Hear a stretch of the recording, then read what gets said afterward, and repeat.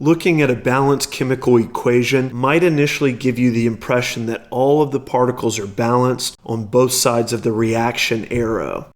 However, there's a chance that the electrons may not be balanced, which would be indicated by having a different net charge on the left and right sides of the reaction arrow. There's some pretty basic rules for writing oxidations and reductions so that you can accurately predict the products from a set of reactants. Group 7 elements get reduced and take on an overall -1 charge. If a metal has only one positive oxidation number on the reactant side, then it'll have the same oxidation number as a product. For example, sodium ion will have a +1 charge as both a reactant and a product.